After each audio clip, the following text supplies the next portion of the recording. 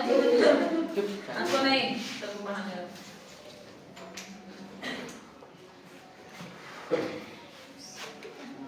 तो आज जो एक डायग्राम बना हुआ है, ये नदियों के बारे में हम लोग पढ़ रहे हैं।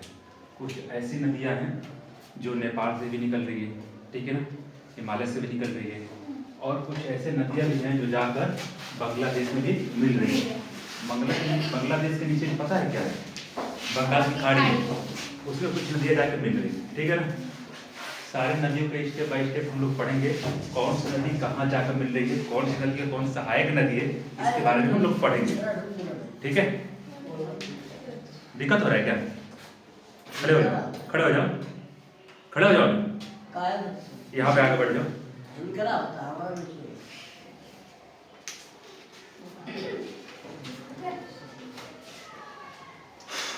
आगे हम पढ़ाए थे तुमको कि ये जो मेन नदी है ना, ये मेन नदी जिसको हम लोग भागीरथी बोलते हैं, ठीक है ना, इसी में सारी नदी आके मिलती है। कहाँ से कौन सी नदी मिलती है, इसका स्थान कहाँ है, इसके बारे में पढ़ेंगे। देखो, गंगोत्री हिमनद, इसका दूसरा जो नाम हम लोग रखे थे गोमुख। तो गंगोत्री जो हिमनद है, वहां से कौन सी नदी निकलती है? भागीरथी, ठीक है ना। और अलकापुरी हिमनद, अलकापुरी हिमनद से कौन सी नदी निकलती है? अलकनंदा, ठीक है ना, अलकनंदा नदी निकलती है।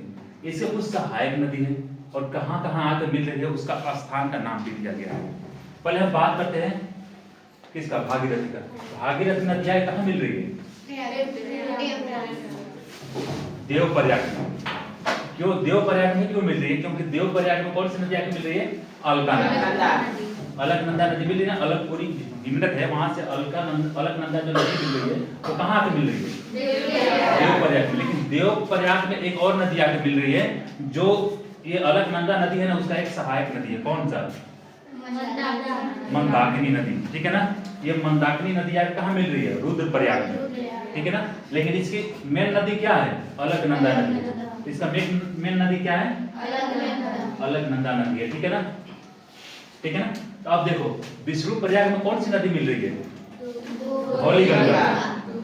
विष्णु प्रयाग में कौन सी नदी मिल रही है? और ये अलकनंदा नदी में जाके मिल रही है।